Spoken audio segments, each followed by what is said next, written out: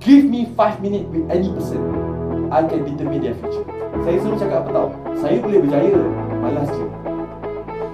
Saya tak sangka yang sebenarnya dengan bercakap sahaja saya boleh jana jutaan ringgit Malaysia.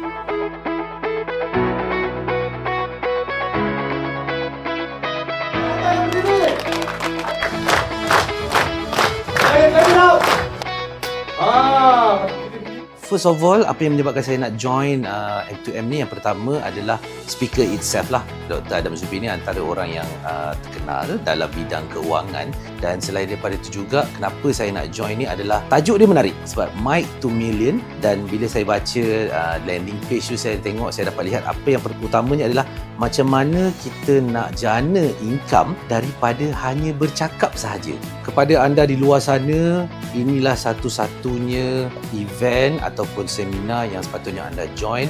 Dia memberikan impact yang besar. Jadi siapa yang kat luar sana tak join ni sangat-sangat rugi.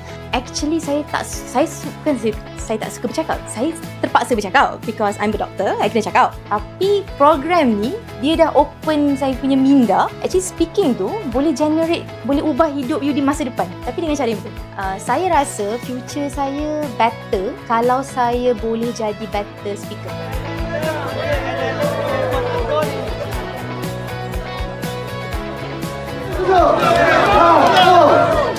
So my expectation bila saya join program Catalyst, after 1 year saya rasa macam memang saya boleh cakap depan orang confidently, and saya tahu one thing yang saya memang really nak is like influence. Kita boleh cakap depan orang tapi kadang-kadang kita rasa macam dia ni dengar tak cakap aku sebenarnya, especially dekat team dan sebagainya kan. Jadi bila saya join Catalyst ni, saya punya expectation, saya rasa I will manage to influence and I know how to influence. So saya rasa itu expectation saya dan insyaAllah saya akan dapat benda tu. Saya ingat saya ada time freedom or as many value as I can in the next 3 days.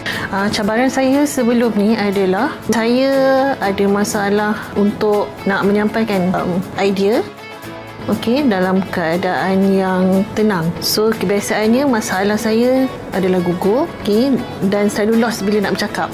So lepas join M2M ni, first yang saya dapat adalah confident. Saya dah tahu macam mana nak start, macam mana nak deliver dan how to connect especially with saya punya audience.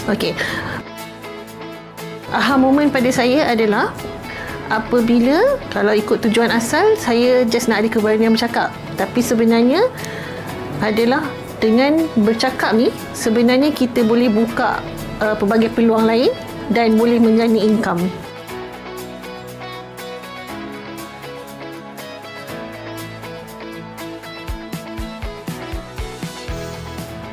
M2M ni sangat berbaloi sebab bayangkan 3 hari tu sangat compact, macam dia orang ni over deliver, dia bagi macam-macam.